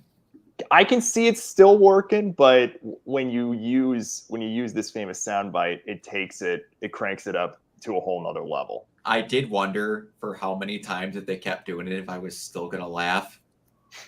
Every time. Yeah. That one when they crash the ship into the planet and you have the perfect pause before the goat screams. It's every time. So, because I wanted to make sure I wasn't making up, the goats exist in the comics. Yes. That's like real. They just weren't screaming. Yeah, I don't know. I don't know Thor that well enough, but it's one of those things where I wouldn't doubt it. Yeah, I think as far as I know, like the goats are canon, but just the fact that the screaming is just a Taika detail. Well, when I Googled it, they said it like someone just showed him the Taylor Swift using the goats in a song. Oh my God. That'd be funny if that was true. But one thing, also, before we get away from anything too much, we're talking about relationships in this movie. Yes. Whoever decided to make Stormbreaker a jealous girlfriend was that give them a raise. Yes. Just him coming in off a screen. Oh, hey, buddy. That was hilarious. The So- misses and the X. Welcome to every man's worst nightmare. Oh, God. And he's literally going, oh, yep, the old battle axe over here. I think the one case that I do want to say is that this movie, with all the heart that's in it, it is the theme of heart and love is the perfect opportunity to where a viewer of a specific generation can take this and, pending age appropriateness, will highlight themselves as the cool, in the manner of like being the cool aunt or uncle, like a manner that can pass this down as a wonderful way for families to spend quality time together. Because when one sees this, they can think of themselves as something like, this is the ultimate story of utilizing that cool superpower, no pun intended. Absolutely. And that's what this movie's going to be remembered for the most. Speaking of like passing things down to the next generation, we have to talk about the climax where, and I don't know if this is even a thing he can do in the comics, but Thor kind of like deputizes the children of Asgard. Yes. That was great. And for limited time only. Was anyone else getting kind of like Mad Max Beyond Thunderdome vibes with the children in the subplot? A little bit. I can see that. I'm not necessarily complaining about their involvement because, again, Phase 4 has done such a good job at like slowly teasing the Young Avengers that I'm 99% positive this is not the last time we'll see Axel. No. Oh, No, yeah. he'll be back in some way, shape, or form. Oh yeah. I do have a question. Hmm. And it was something that worried me that might happen that I would not have liked, because it would have been kind of like giving back. Was anyone at all while they were watching the movie kind of freaked that possibly Gore was going to use his witch to save Jane? Honestly, I never thought that for two reasons. One, he loves his daughter too much for that not to have been the outcome. And two, we're gonna talk about the mid and post credit scenes in a second. And there's a great breakdown video on the Real Rejects channel that kind of goes into like the possibilities for Jane's character should Natalie Portman decide to return. So no, at no point did I ever think Jane could be revived through eternity. I was thinking this. In all honesty, I didn't think about it at all until you brought it up, Brian. But I think that if something like that did transpire, I mean, would it have been a twist? Absolutely. But I think I just see that walking on from a story construction standpoint, borderline betrayal to not only that quite possibly could go either way with the character or the viewer, because when you think about that, you build up this character going to all this length to get that one thing back, and then all of a sudden, surprise! Like I just don't see how that would have come across. Yeah, that's why I was scared for a hot second. I was like, please don't do that. Please don't do that. But I'm happy how it happened. That was just like a slight tinge. Teresa, what about you? Did you at any point think that Gore was going to use that wish to bring her back? I did. Because I thought then he'd be like, because if he didn't think he was going to die, then he was like, oh, maybe I like just bring her back and then we can be together kind of thing. But of course, it's much darker. It's very much opposite of Jane's arc, like letting him go so one can live, kind of thing. Like that worked for me. But I did. It was a little because we don't know how possessed he is. Like, is like how much is left in there of him. And I feel like, you know, Thor gave him a pep talk, but like he had to have a little bit more in there of his true self. So I think what I was trying to think was, are they really going to let Jane die? That's what I was like worried about more in the scene. I was like, oh, he's not going to like blow up the guts. Like it's going to be more personal. So yeah, and that's the thing too. You don't feel when comparing this story to something like, I'll use Multiverse of Madness, for example. There's a feeling of not only you still feel a little bit of sympathy for Gore, though he's the main antagonist. You kind of want to see him succeed, and he's not too far gone in a way that Wanda was, to where you look at this and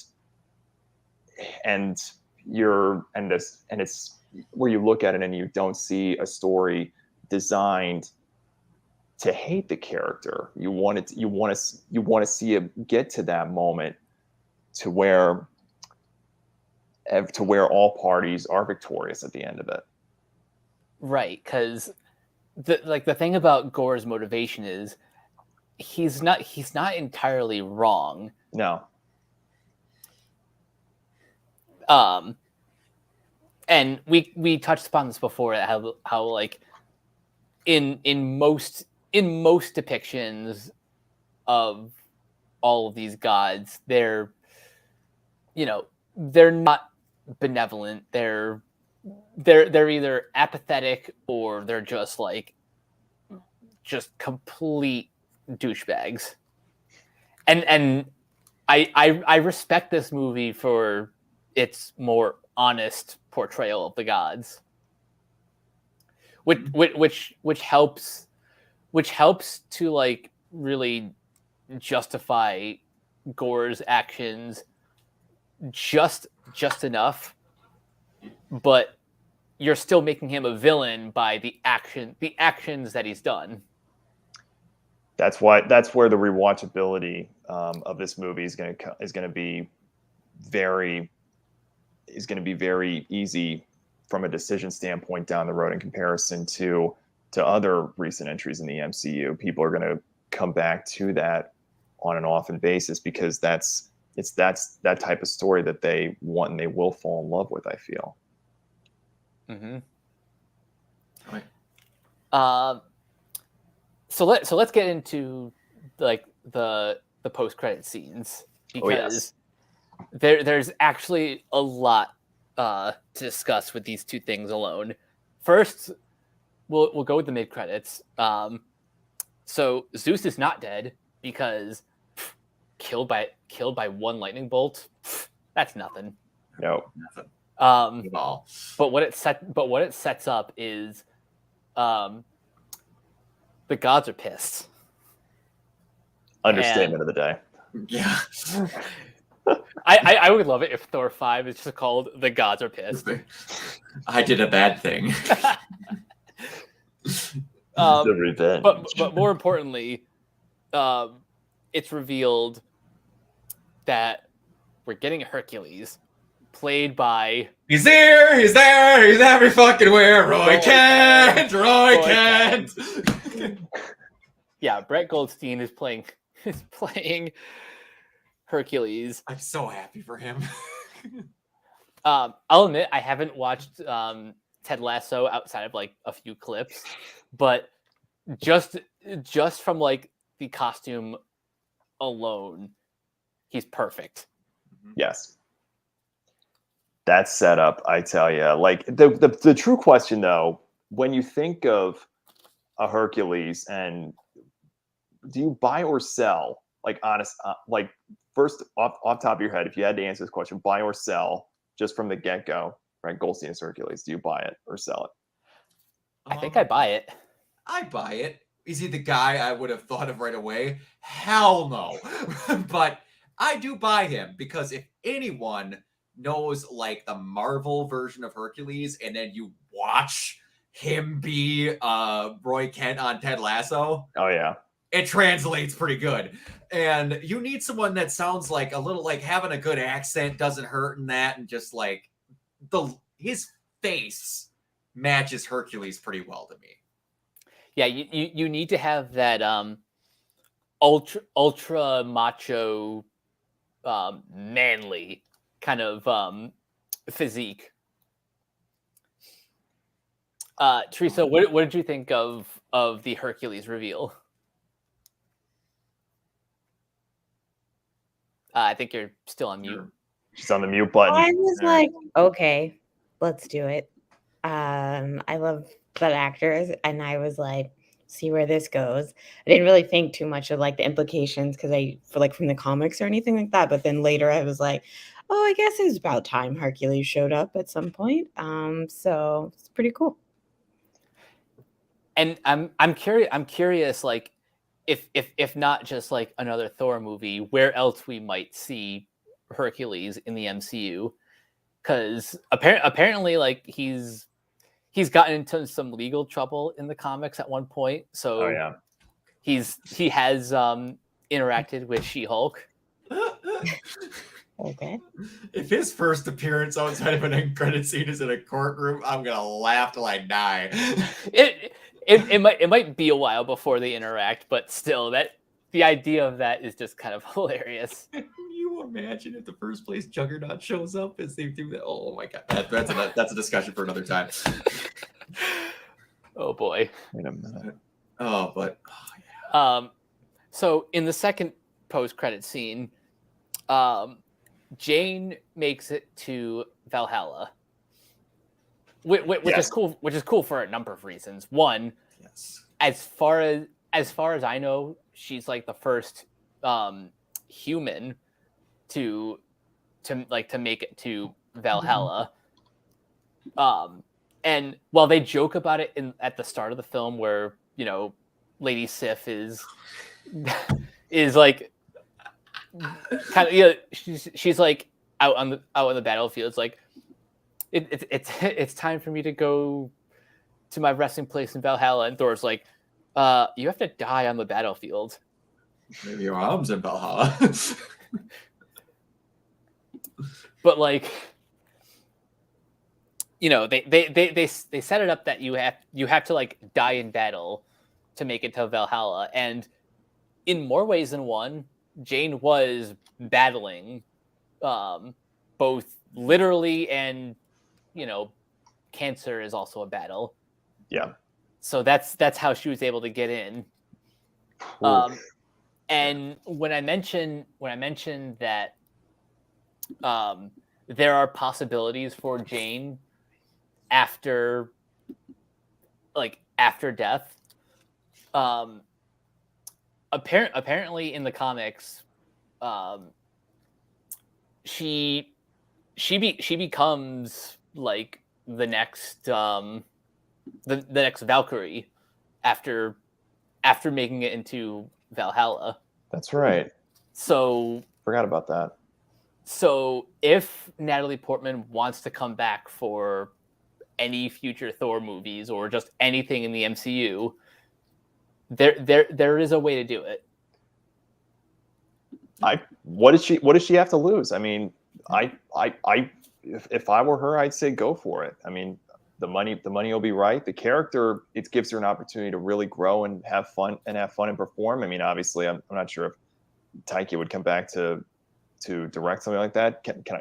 Can he? Absolutely. Will he? Who knows? But yeah, what does she have to lose by going for it? Yeah. Exactly. Having the door open never hurts. That's right. That I think that's why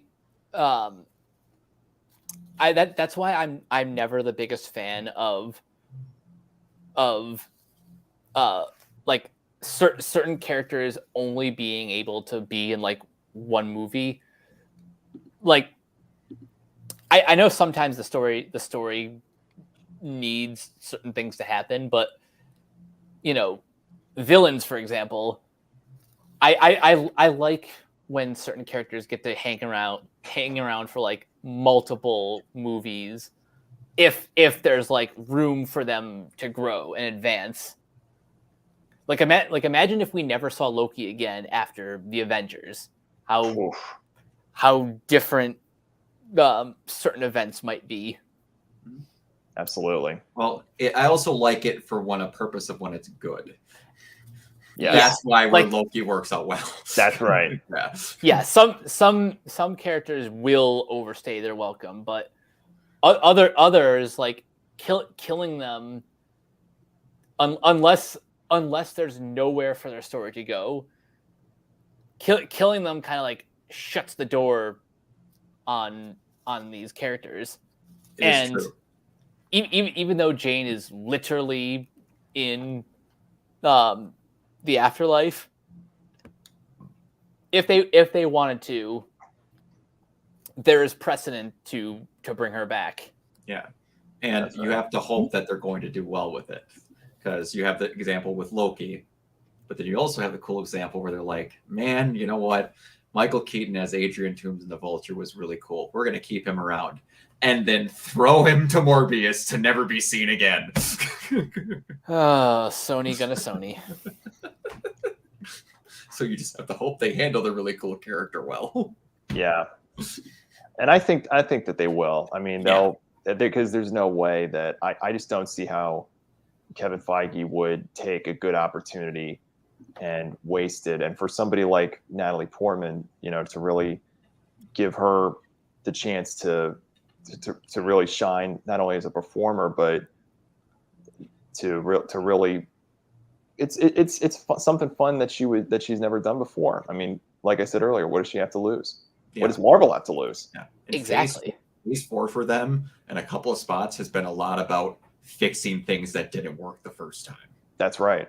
And And if the trends continue, I mean, the next big story, if we do get an Infinity War type of build up again, would be that of Secret Wars, and Yep. Mighty Thor that would definitely be there fighting alongside and co-leading the way, I guess you could say. I think I'm in general just very excited for the future of the MCU, and as we're recording this, San Diego Comic-Con is 1 week away. Yes. And Kevin Feige has kind of promised we're going to learn more about the direction that the MCU is going in. So Teresa, I want to ask, is there anything specific that you're looking forward to in the next phase of the Marvel Cinematic Universe? I'm trying to just let it happen. Just let it happen to me, and just be pleasantly surprised. But I will say I obviously want to see more gods, please. I'm probably the only one who wants more Eternals. That's me. No, I need to see more Eternals. Because the implications in space, what's going on? That's the most I love rad the ending space stuff. ever. Yeah, that's why I always like the Thor stuff, because I was space. Yes, they're gods. They're falling down to earth. Let's get it. I mean, Iron Man is cool and he had his place. So did Captain America, but I love the space. So yeah, I just want more space stuff. And I just want more other characters. I just want to see the universe grow. Same. Brock, is there anything that you want to see in now that the universe is really starting to expand? We're starting to see more of the street level heroes. We've got gods and other deities, and now we're getting more into magic. So what corner do you want to see expanded upon? The still thing I'm looking forward to most is that third Deadpool movie. But honestly, I am really looking forward to a possibly good Fantastic Four movie. Yeah. I want to see them handle Doom correctly. Because you want to talk about a character that's going to stay around for a while like Loki did. Dr. Doom is right there. Yes. And there is a rumor going around that he might be appearing in Wakanda Forever, which I think would be that would be probably the best place to kind of slowly introduce elements of the Fantastic Four before we get to the Fantastic Four. Could get there because as of now, they don't. I don't think they have a director lined up, which could be revealed at Comic-Con or D23, wherever. But hopefully we hear something soon. Tommy, what do you want to see explored further in the MCU? Oh wow, I'm in the same boat as Teresa. I'm willing to just as long as everything continues to go smoothly, I'm willing to just sit back, relax, and enjoy the ride. I would like to,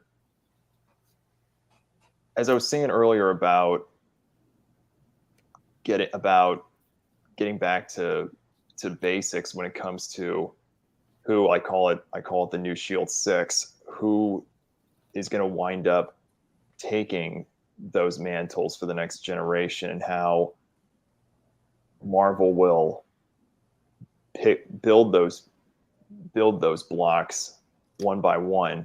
I see them really utilizing both Disney Plus and the theatrical, really bringing everything together. But the beauty behind what Marvel does is when one watches an Avengers movie specifically, it's not presented in a manner to where it is an absolute requirement to view everything else beforehand.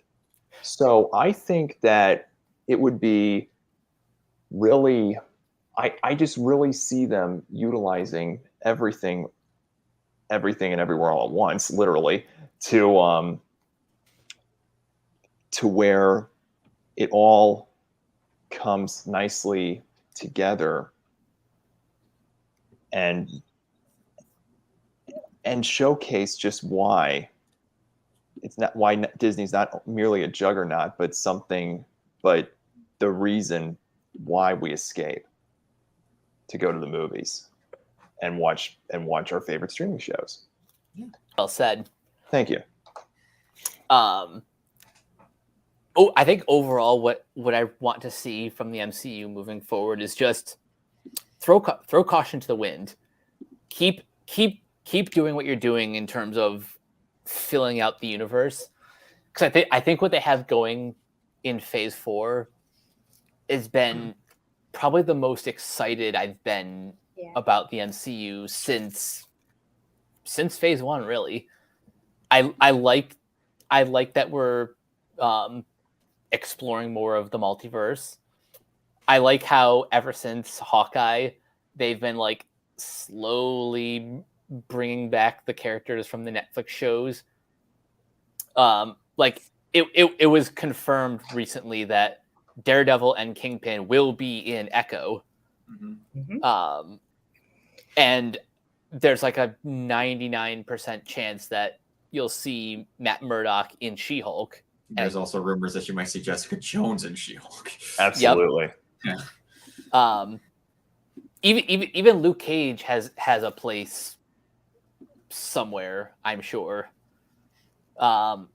We can retcon Iron Fist. I was like, that was the one. Every rumor comes up. There ain't nothing getting even made up about Iron Fist.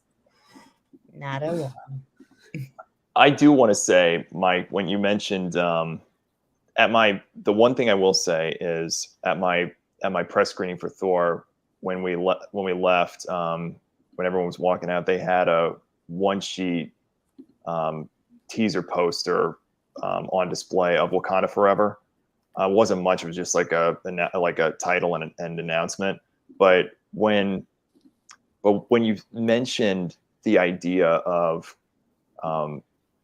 when the idea was mentioned, I don't know if it was you or Brock, my mind's going in a couple different directions, but the idea of introducing Victor Von Doom, and that I already see something like in an end credits, at the very least, an end credits scene similar to like with the way these characters have been introduced in post credits sequence to set the tone, to set the wheels in motion for something much larger. That's the exciting part, because you've already got the audience wondering who's going to show up next. Yep. That ultimately falls back to the brilliance of the MCU. It's endless.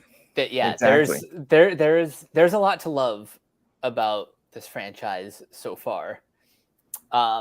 Now, as we start to wrap up this podcast, any final thoughts on anything that we've discussed so far? Teresa, I'll start with you. No, I think the last question kind of wrapped it up. I'm ready for more characters. Like, let's do it. Give me more, please. Awesome. Brock, any final thoughts? I'm upset that I probably have to wait another year and a half for the boys now. Outside of that, it's fine. They pretty much said all we want to say. I'm just looking forward to more and see what happens at San Diego. Awesome. So yeah, I'm. This was a great episode. Tommy, I'm glad you got to join us on your first capes. It was awesome.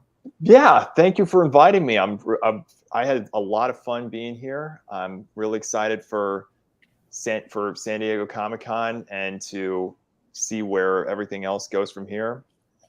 Thanks for inviting me on, Mike. I'm really excited to be here. And for those of you who don't know me, you can follow me on Twitter at T_Hughes35, Instagram, YouTube, Snapchat at the TMoney35, and follow me on Letterboxd as well, the TMoney35. Awesome. And Teresa, where can everyone find you? You can find me at Teresa Electro everywhere there are platforms.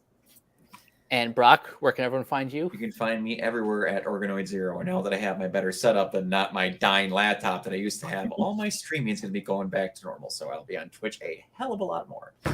Nice. And you guys can find me on Twitter at Captain K42. You can check out my quick thoughts on letterboxd.com/CoachK42. And you can find me in all the various Facebook groups, just at my name. You can check out Renegade Pop Culture on Facebook and Twitter at Ren Pop Culture. We're also on YouTube. You can find us on Podchaser, the Mid-Animeter. Listen to all of our podcasts on Anchor, Spotify, Apple Podcasts, etc. And last but not least, everything can be found at renegadepopculture.com. Need an escape? So do we. That'll do it for this episode of Renegade Capes. We will catch you guys later. Peace out. Bye.